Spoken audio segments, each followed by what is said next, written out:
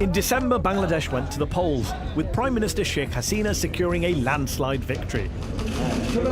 She said she won on the back of Bangladesh's impressive economic record and a decade of growth. Her opponent says she stole the election. We are rejecting the results. While international monitors accuse her of silencing her critics and muzzling the press. The gagging of the media, the extrajudicial killings, the disappearances. So, is Bangladesh becoming a one-party state? And whilst hosting over 1 million Rohingya refugees fleeing Myanmar, how long can and will Bangladesh protect them? I'm Mehdi Hassan, and I've come here to the Oxford Union to go head-to-head with Gauhar Rizvi, the International Affairs Advisor to Bangladeshi Prime Minister Sheikh Hasina and a historian and former academic. I'll challenge him on whether democracy is dying in Bangladesh and whether his country should be doing more to help Rohingya refugees. Tonight, I'll also be joined by Tasneem Khalil, a Swedish-Bangladeshi journalist and author of Jallad, Death Squads and State Terror in South Asia. Saida Muna Tasneem, Bangladesh's High Commissioner to the UK and Ireland, and Abbas Faiz, a South Asia analyst at the UK's Essex University who previously worked for Amnesty International for more than 30 years.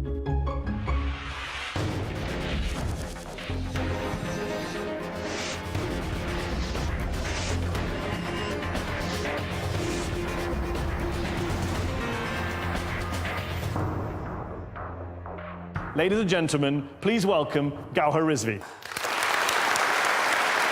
Gauhar Rizvi has held senior positions in universities around the world, including Oxford, Harvard, and the University of Virginia. He's worked for the Prime Minister for a decade, and his role is the equivalent to that of a cabinet minister. Gauhar Rizvi, following your party, the Awami League's recent landslide election victory in December, it does look more and more like Bangladesh is becoming a one-party state, does it not? I'm surprised that you would say that. This has been said earlier by a number of people. So it's not that surprising? No, but I'm surprised that you said it. Okay. Because as one who has studied politics, you will understand that just because a party has been elected 3 times, it is not a one-party state. The reason you're being called a one-party state is not just because you win lots of elections, as you say, many parties do that.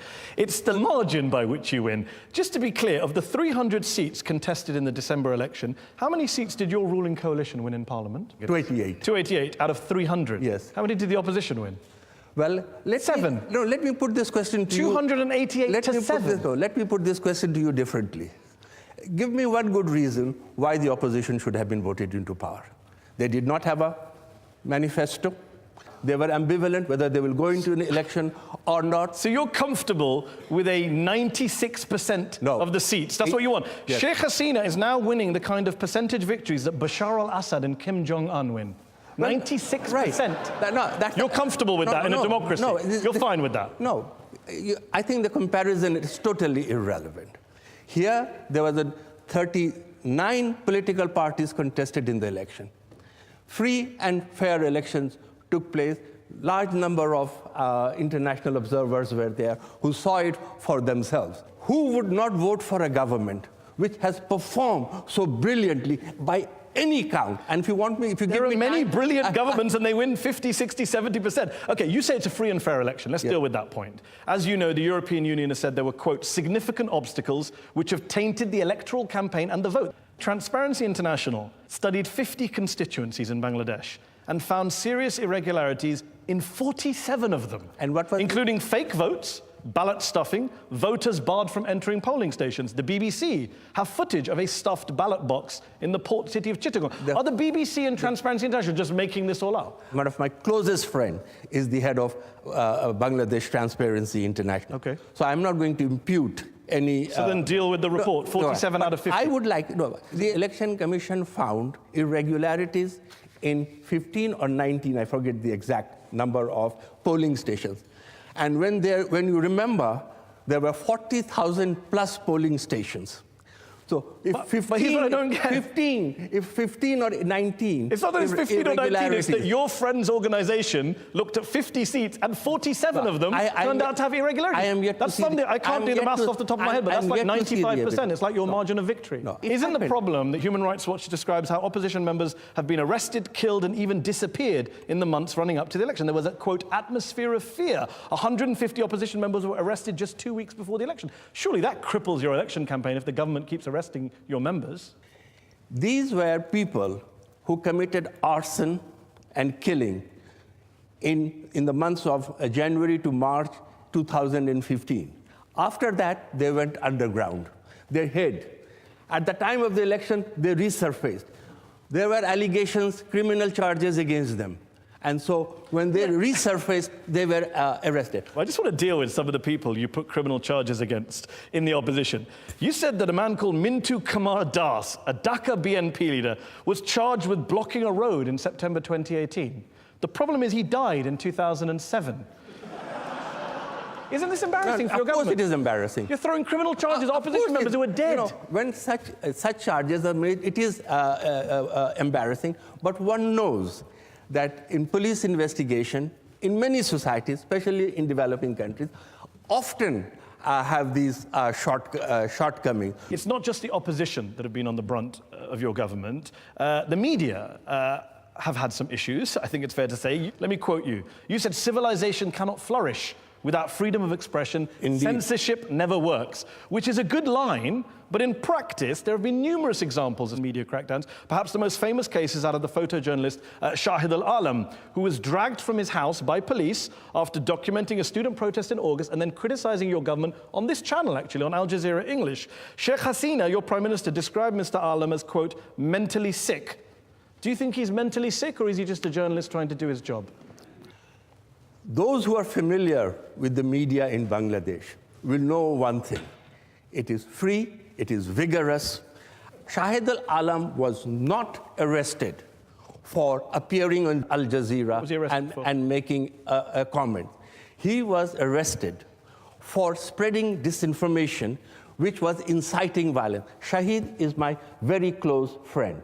Shahid al-Alam told reporters outside court in August that he was beaten so badly by police that his tunic needed washing because of all the blood. He was jailed for 107 days and said he was tortured. Is that how you treat your friends? Listen, I have not said a word about his treatment. All I have said is Shahid is a close friend of mine, and when he was arrested, I took it on myself to make sure that he was given proper medical treatment. His family was able to carry food for him. Okay. And Why did he need medical treatment? Well, not because of the beating that you said. You're denying that he was beaten by the police? I did not deny that. Because I cannot deny it because I do not know what happened. Okay. All I am going Is your to say... friend mentally sick? No. Why did the Prime Minister say he's mentally sick? I have no idea about that. I don't know what she had in her mind, but if somebody spreads disinformation, which endangers life, which incites What was violence, that disinformation, just before we move on? that there were several people killed and whose dead bodies were hidden in Awami League office in Dhanmandi. Women were raped. And, no, just wait, don't Okay, say no. Hold on. But even if it was false, you think it's worth locking him up? I stand by my quote, and I will go to my death saying the same thing, that without freedom of expression, our civilization will collapse. So, on the other hand, the government has responsibility to protect citizens. Agreed. Let's bring in our panel, who are waiting patiently to come in here. I'm joined by Tasneem Khalil, a Swedish-Bangladeshi journalist, author of Jallad, Death Squads and State Terror in South Asia. Tasneem, do you think it's fair to say that Sheikh Hasina is turning Bangladesh into a one-party state, into an authoritarian state, as many journalists are claiming, especially in the West? Yes, Mehdi. Sheikh Hasina has not only turned the country into a one-party state, and she has very successfully done that. She has very capable advisors like Dr. Rizvi, who would come on international television and very eloquently, try to defend her. But the truth remains that Bangladesh is a country where people are picked up from their homes, they're abducted, they're kept in secret detention. There is a program of enforced disappearances. People are extrajudicially executed. people are imprisoned in thousands. We saw during the recent elections. And even anyone who the regime thinks that is a problem, they go after him or her with absolute viciousness. And just on his point about free and fair media, everyone in this hall would agree it's a free, fair, vigorous media. You're a journalist, you no longer live in Bangladesh. What's your view? Well, Bangladesh is a country where journalists are beaten mercilessly by the goons of Bangladesh Chhatra League, the student wing of Bangladesh Awami League. We have video footage. Of course, Dr. Rizvi would say, well, 1 or 2 journalists getting beaten up, that's nothing to care about, maybe. But it's a very, very dark situation. Okay, before I bring back in Gauhar Rizvi, I'm going to go to Saeeda Muna Tasneem, who's Bangladesh's High Commissioner to the UK and Ireland. When you hear Tasneem speaking there, it's a litany. But thousands behind bars, extrajudicial killings, enforced disappearances. Must make your job quite hard defending the Bangladeshi government here in the West, here in the UK. But Tasneem doesn't even live in Bangladesh, so he's seeing Bangladesh from outside, just like you're doing. Why doesn't he live in Bangladesh? I have no idea. Okay, we'll come back. What I'm saying is that Bangladesh definitely, in the history of Bangladesh and press freedom, if you look at the 70s, 80s, 90s, and 2000s, even until 2000, there was just one private TV channel. Right now, Sheikh Hasina, between 2009 and 2018, has opened up the media and 32 private TV channels every day, 90 political talk shows. Sheikh Hasina has been criticized left and right. There are newspapers criticizing Sheikh Hasina, and the parliament she's been criticized. So why wouldn't Bangladesh have press freedom? She doesn't need to put anybody's voice down. There are also people being arrested for criticizing her too. A woman, it's just, doing a post on Facebook was arrested about That's a fraction. That's a small fraction. That doesn't mean that Bangladesh doesn't have press freedom. Before I bring in Abbas Faiz, Tasneem, very quickly, why don't you live in Bangladesh anymore? As a journalist, I cannot operate independently in the country. I would be abducted, I would be tortured, like Shahidul Alam, my colleague. And when was that? Which period did he leave the country? Before Sheikh Hasina came into office? But he's given many examples as well. Let me bring in Abbas Faiz, a South Asia analyst at the UK's Essex University, previously worked for Amnesty International for more than 30 years. Abbas, Tasneem mentioned enforced disappearances as well, something I'm going to bring Gauhar Rizvi back on as well. Can you shed some light on what is going on in Bangladesh with these claims being made about people disappearing? Well, what is happening in Bangladesh under the current government's watch is really very unacceptable. In terms of democracy, all the independent institutions of the state have been weakened. The parliament has become an extension of the government. And all of these things have happened by the support of people, intellectuals like Mr. Gauhar Rizvi, who are actually falsifying the nature of the issues. Now, to just go back to the enforced disappearances, the way it happens that a group of plainclothes officers go to the house of the people, they collect them, they take them away, and then the police, the security agencies, and all of those people, they just say that they don't have any knowledge of them. Do you want to respond to Abbas Faiz? I think if you are saying, Abbas, that this is the government policy, I fear you are mistaken. Government does not need to disappear people. Government have authority to arrest people if they feel somebody has done things wrong. But you have the responsibility to protect them. And to remand them. Okay. Are you denying that people like Mir Ahmed bin Qasim, Hassan Ali, Shafiq al-Islam Modu, who were in front of their families in many cases, were taken by plainclothes police officers on CCTV in one case? Were they not taken? I am going to say again. Are you denying and again, that? No, I'm you saying asked me for it evidence. is most deplorable if this is true, if this were to happen. But other names were also given. The same set of people have resurfaced and are openly moving around in the society. But not all of the names. If the British by. government and the US government and Amnesty International and Human Rights Watch and Bangladeshi human rights groups are all saying that people are being disappeared, shouldn't you investigate that? Of course we will investigate. Independently. Okay. Huh? I want to ask you about the War Crimes Tribunal set up in 2010 by the Bangladeshi government to bring justice for the atrocities that were committed during the War of Independence in 1971. First, these tribunals were welcomed by the international community. However, in recent years, the UN, Amnesty International, Human Rights Watch, the International Center for Transitional Justice, they've all raised serious concerns about the fairness of these trials, in particular the use of the death penalty. You claim to be part of a progressive party, but you're overseeing tribunals that the International Commission of Jurists says do not adhere to international standards of a fair trial and due process.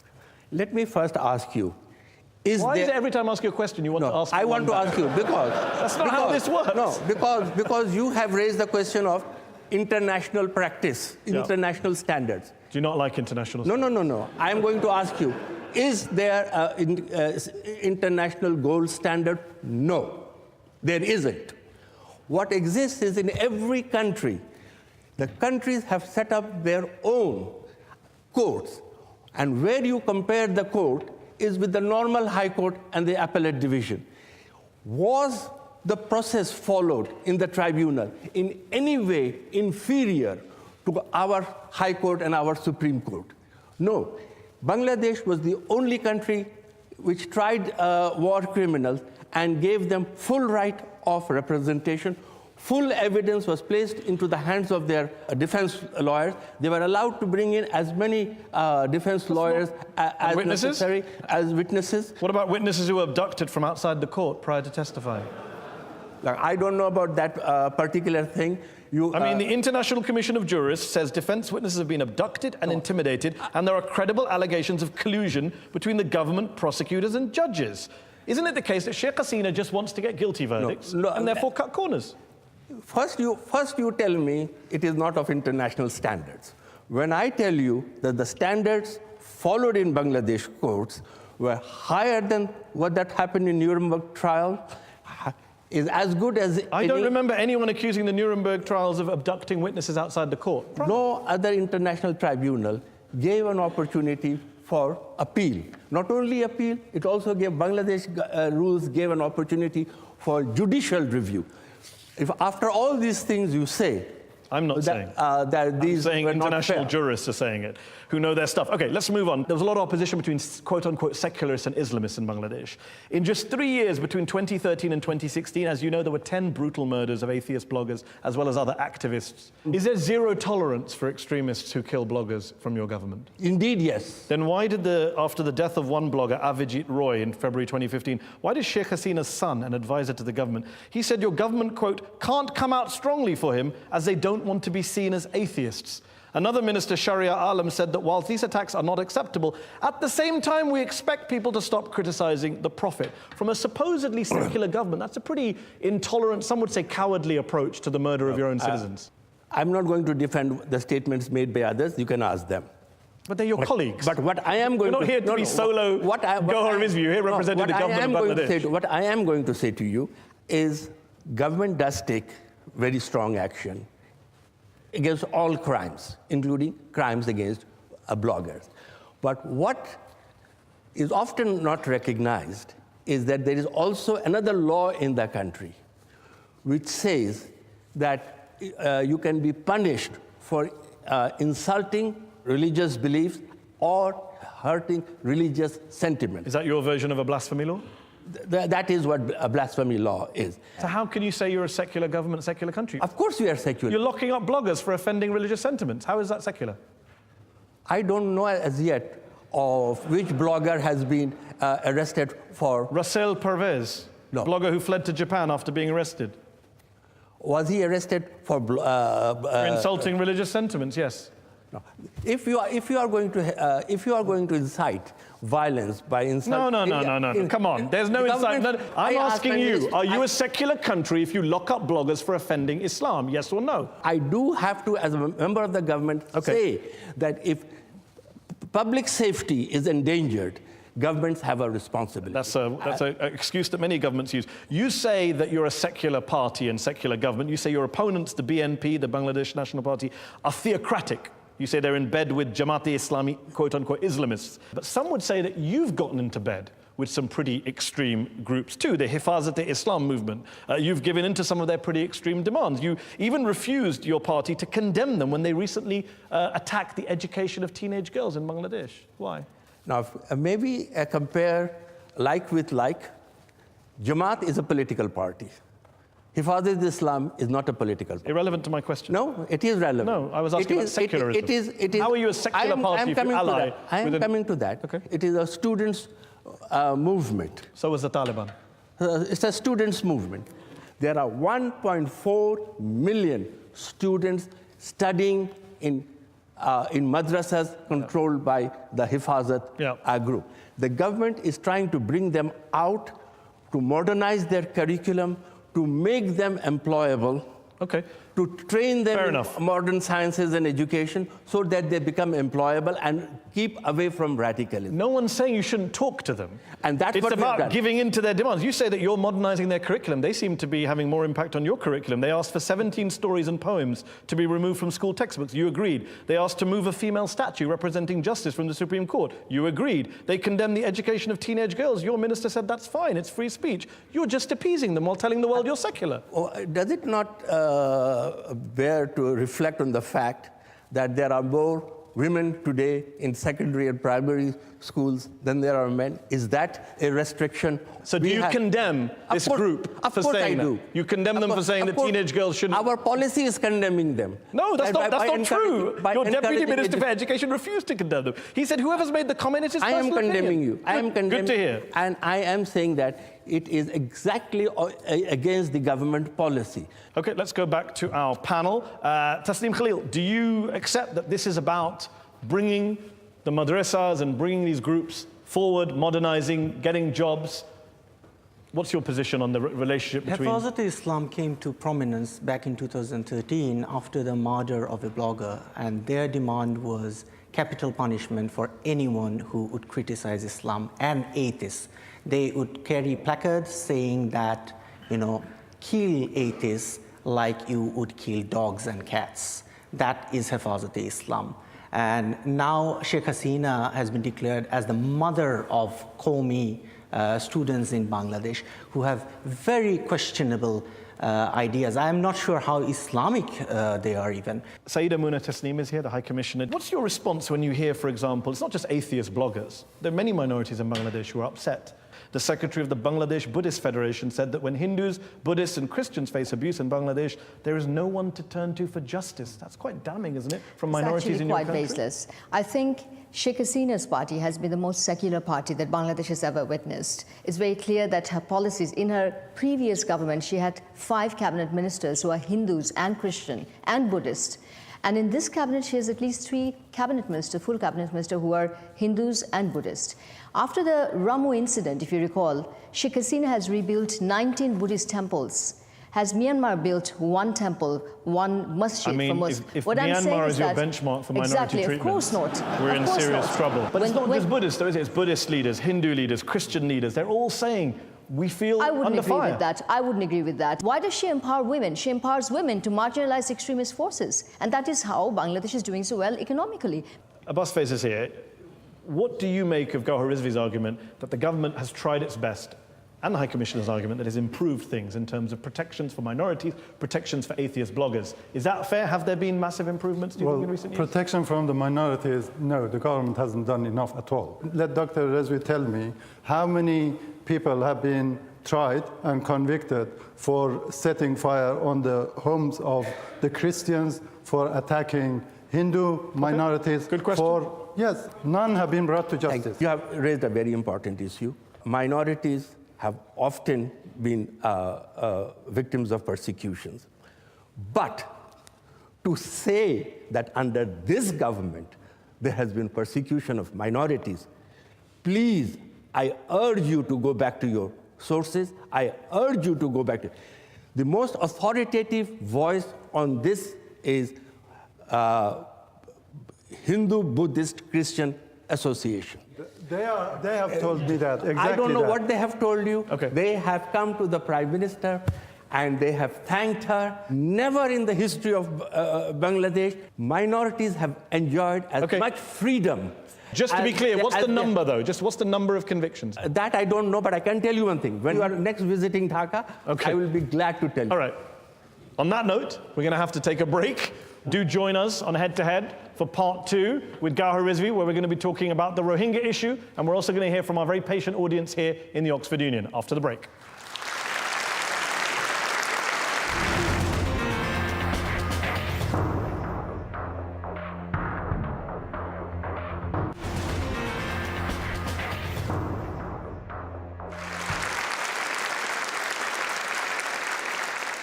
Welcome back to Head on Al Jazeera English. My guest tonight is Gauhar Rizvi, International Affairs Advisor to the Bangladeshi Prime Minister Sheikh Hasina.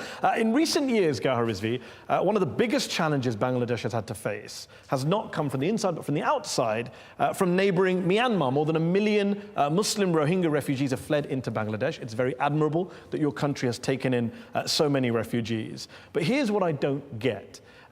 You've called what's happening in Myanmar ethnic cleansing. Your boss, the Prime Minister Sheikh Hasina, has called it, quote, tantamount to genocide and crimes against humanity. And yet your solution to the crisis seems to be to try and send the refugees back to Myanmar. It makes no sense, really. That is the end solution, that these people belong to Myanmar, they want to go back home, and they must go home. However, what we have also said is we will only send them when the conditions are safe and people will go back voluntarily. Very few governments in the world, let alone a developing society, host 1 million refugees and then say, we would like you to go back only when the situation is safe. Now, of course, the problem doesn't lie on Bangladesh side. It lies on Myanmar side. Agreed. And what else can Bangladesh do? The responsibility lies with the international community, that they must insist on making Myanmar safe for the return Agreed. of the Rohingya. In the meantime, though, you say we won't send them back while it's not safe, which is good to hear. And yet in November, there were reports covered by international media, covered by human rights groups, that you were trying to send them back against their will. Security forces were deployed to some of the camps in Cox's Bazar. Refugees were told that if they didn't leave, they would stop receiving rations. They would be blocked from working with NGOs. The UN put out a statement saying, do not send them back against their will. That's what you were trying to do in November, though. No. Let me clarify. What we had said was those who want to voluntarily return. Because Myanmar government criticized us, saying that Bangladesh is preventing the return, forcibly preventing the return of Rohingyas who want to come back. So we said, if those who would like to leave voluntarily may go. People refused to go voluntarily. We did not push out, we did not force. The UN referred to terror and panic in Cox's Bazar at the imminent risk of being sent back against their will.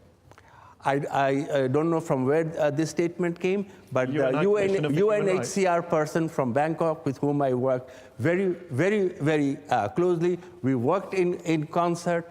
There was never, ever a question of any forcible repatriation. And you stuck, that is the policy of the Bangladeshi government? That is the policy, and this is the policy the Prime Minister has announced again and again, including at the United Nations. There's also a plan right now, I believe, from your government to send thousands of these refugees to a place called Basan Char, an island 3 hours from the mainland, which is particularly prone to cyclones and severe flooding.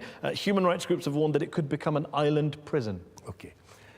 The whole of coastal region is prone to cyclones, storms, tidal surges. So that island is not anything different from the rest of the coastal belt.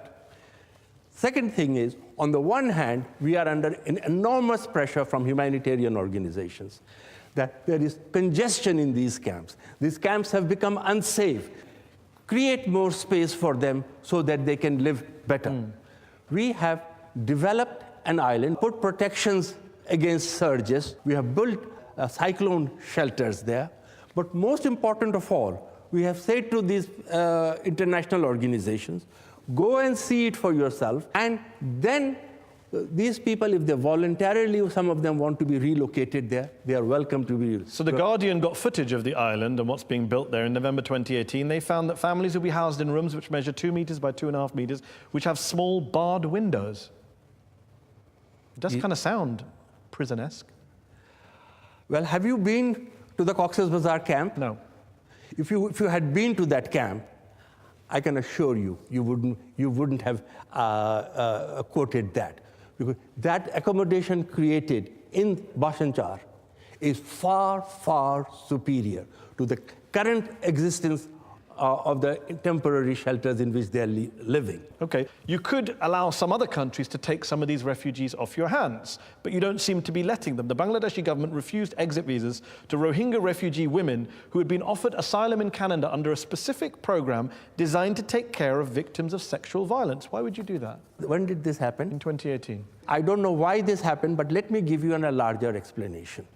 The larger explanation is that there is a fear that if third country settlement begins to happen, and we don't know how many people Canada was willing to take. Yeah. There are 1 million people. If you want to take 50 or 60 people, all it does is it creates hope, those who are left behind in Myanmar, that if you can reach the camps of Bangladesh, you may be resettled in the third. That is the argument. You may refuse it. It's not a good argument. You may reject it. You say that people in Myanmar are facing genocide. If you're facing genocide, you want to get out. It doesn't matter whether you go to Canada or not. Okay, I did not. I'm saying so. I said this is another argument that has been. And what about the argument that you could have let more in earlier? It was admirable to let in 1 million people in the last couple of years, but Rohingya refugees have been fleeing the violence there for years now, as you well know, and yet you were turning them back. Between 2012 and 2016, Bangladeshi border guards were turning away refugees in the hundreds. Many of those people who turned away probably died. Go one step back.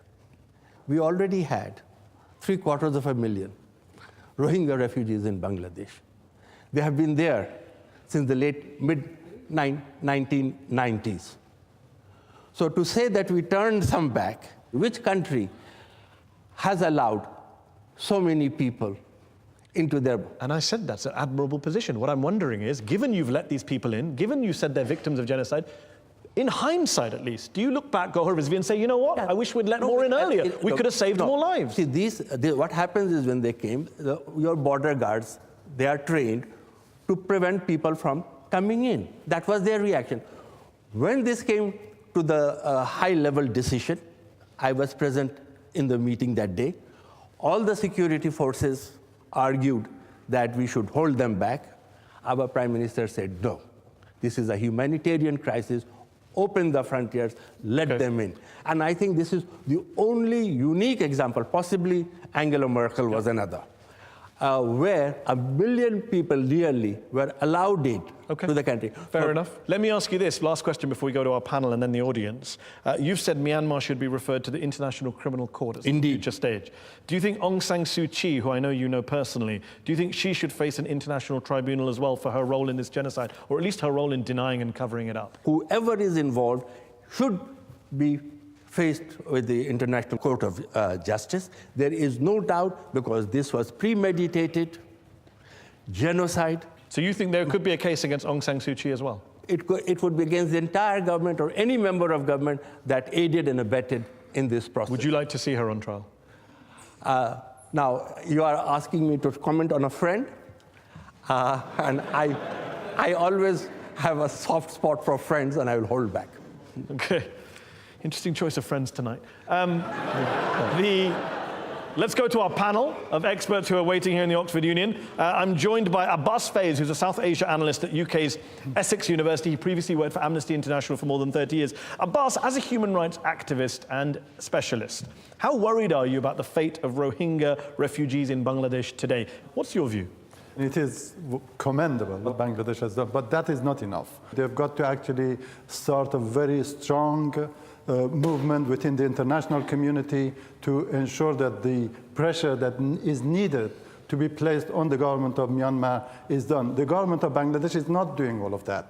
Saida Muna Tasneem is here, Bangladesh's High Commissioner to the UK and Ireland. You've also served on Bangladesh's National Task Force on the repatriation of Rohingya refugees. Abbas says you've done well, but not enough. We have done excellent. We're the only country in the world who's giving maximum protection to the Rohingyas. Why isn't the world doing enough? That should be your question, not what Bangladesh is doing enough. Bangladesh is a country which is an LDC. We are at least Bangladesh is the least developed country. We're the most densely populated country in the world. We are sharing our food and space and sovereign space with the Rohingyas. We've given 6,000 acres of land for Rohingyas. We are protecting 60,000 women who are raped and gave babies, 70,000 babies who are rape babies. We're providing support and shelter to those babies. We're providing health, education, healthcare, prenatal, postnatal to women who are sexually violated in Rakhine State. The question is, why isn't the world doing enough? Would the United Kingdom be ready to take 1.1 million refugees? Would any other countries be ready to do that? It's a good question. I think we know the answer. Let me bring in Tasneem Khalil, who's a Swedish-Bangladeshi journalist, author of Jallad, Death Squads and State Terror in South Asia. Tasneem, you're a critic of this government. It's very difficult to disagree with what the High Commissioner is saying there. They've done a lot for the Rohingya refugees. This is Sheikh Hasina's finest hour. Man, the genocide is not something where we just, have a competition of who has done enough and who has not done enough. I mean, I'd like to ask a direct question to Dr. Rizvi here. I mean, you say that you want to see Myanmar tried at the International Court of Justice for genocide. You, on record, said it is a genocide. Prime Minister Sheikh Hasina said it's a genocide. Now, what is stopping you from referring this case to the International Court of Justice under Article 9 of the Genocide Convention? I think the answer is obviously no, we haven't done it. But, a government which has its hand full, training, feeding, providing health care, to say why the government has, of course we will do. Of course we will do. And we will do whatever it needs Thank to be you. done. We're going to wrap this up and let's go to our audience. Raise your hands. I'm going to bring you in as many of you as I can. Let's go to the gentleman here in the front. I represent Ahmed bin Qasim. He was disappeared by the Bangladesh Special Forces RAB in August 2016, with all the evidence pointing to this being done on the direct orders of Prime Minister Sheikh Hasina. He's only one of hundreds who've been disappeared. These disappearances have been noted by UN human rights bodies, international human rights organizations, the international press, and foreign embassies. When will the Bangladesh government stop pushing the ridiculous line that the disappearances are not happening? And when will these men be released so they can return to their family? When disappearances happen, it is deplorable. But I have also said that this is not a government policy of removing people. So where is his client? I wouldn't know. Since you are the lawyer, you tell us, where is your client? You tell us. Go on, do you want to respond? And with proof. There was credible evidence he was being held in Dhaka cantonment, a military base in the middle of Dhaka. And that's credible evidence from foreign embassies. And your government knows where he is. No one believes that you don't. You don't even believe. That's fine. You don't even believe that. So thank you for the statement, but you have said nothing. You have just made a statement that he is You located. asked him a question. He told you where he thinks he is. No, now it's your job to go check it out. You're the government. Check it He's out. not. I am prepared to check it out. But when you use the word credible, well, I have to take your word for it. You want the cell number as well? Some information. I mean, come on. He would give me some information. Let's go back to the audience. Gentleman here in the front. Thank you. I covered the Rana Plaza factory collapse and the aftermath of that. And back in 2013. 2013, which was a convulsive event and which created a lot of promises from the government. I'm just curious because it seems that now, as thousands of workers are demanding fairer wages and have not been allowed to be unionized, they're being shot at, beaten up, and summarily sacked from their jobs. This is the recent protest you're referring to. Yes, and despite just 2 days after the election, the government gave a 75% tax break to factory owners, and in a country which has the highest growth rate amongst rich people in the world. Okay. I don't know if you have been back since you covered Rana Plaza. Enormous changes have taken place. To begin with, Bangladesh is now fully compliant with its commitment to the ILO Convention. Bangladesh Constitution fully allows unionization. There are no restrictions to it. Working with Accord and Alliance, we have improved and made all the factories safe. We are insisting that the owners provide minimum health care in the factories, And as far as the government is concerned, there is no restriction whatsoever on unionization. So what has happened since? Do you regret that it took the deaths of hundreds of innocent people for these changes to come about on your watch? You know, tragically, often a war, a tragedy pushes the momentum and the speed at which changes take place. So yes, in that sense, a tragedy did propel us to move fast. Okay, lady there, second row. What are the challenges and vision of present government in Bangladesh after this landslide victory? Well, our plans and visions are very, very straightforward. We have numerous steps. By 2021, we want to become a middle-income state. By 2030, we want to complete and fulfill sustainable development goals to the extent possible. And by 2042, we want to be a developed country. Okay, let's go to the lady here in the front. Hi, you spoke about Shahidul Alam. I'm the niece of Shahidul Alam. Yes. We've sat here and heard you say that there's freedom of expression in Bangladesh, but you know what happened to my uncle, your friend, for scrutinizing the government, perhaps not in a dissimilar way from what's happening now as a journalist, the way that Mehdi is a journalist, also scrutinizing your government. We've all listened and laughed and debated about everything that's happening, but the reality is that Bangladesh is a living nightmare for thousands of people. You deny it, but there is torture, extrajudicial killings, disappearances, the ugliest face of the human condition. Okay. And if you're saying that everyone's lying, then I think you're insulting people. I'm asking you as a human being, how do you feel about this? Are you comfortable with this? I'm not asking as a politician, I'm asking you as a human being. I would like to give you a direct answer.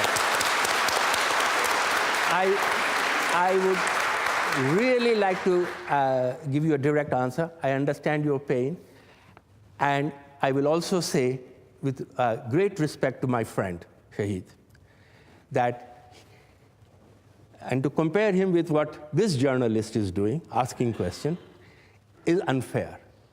As I said earlier, he was not arrested, and I don't think one should be arrested for his journalistic work, but for spreading disinformation.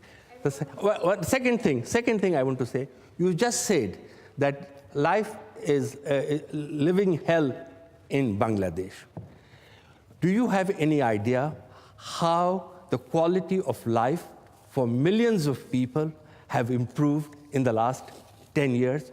How millions of people have moved out of extreme poverty and are living? How Bangladesh has achieved higher social indices in all respect compared to all its neighbors. No one is disputing the economic record, but you are on record. You are on record saying that development is not the same as democracy. You are the same. You are the one who said that. I said these two go hand in hand. Exactly. And you cannot exclude. So I am coming to that. But you said it is living hell for thousands of people.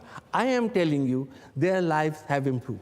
That is not to say that if there is a breach of human rights, if there is arbitrary arrest of people, that we justify and we applaud. Absolutely not. And that is what I said.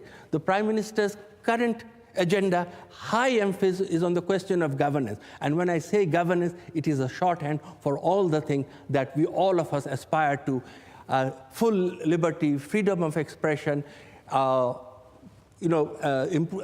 a real qualitative improvement in life. Just on her particular question to you personally, as someone who's not a politician your whole life, the majority of your life you haven't been a politician. You're an academic, a scholar, you were teaching people about the world. When you read these reports from academics, from scholars, from human rights activists, all making the same claims about enforced disappearances, crackdowns on the press, torture, it doesn't bother you at all? Of course it bothers. As I said, it is deplorable if where these things are true. And I also say to you, whenever this information has come to me, and I cannot at this moment divulge names, I have done everything personally, humanly possible to make sure, including in the case of your uncle, which I do not want to say it publicly. Okay, let's go back to the audience. Yes, gentleman here in the tie. Just a direct question to Mr. Rizvi. He is an advisor to the PM. and he's a very intellectual man. But does he call that when there is a crackdown on opposition and there is a extrajudicial killing and enforced disappearances, even the opposition party doesn't have any freedom to gather free assembly or anything, they cannot speak. Is that called democracy in Bangladesh? What has happened was not a crackdown.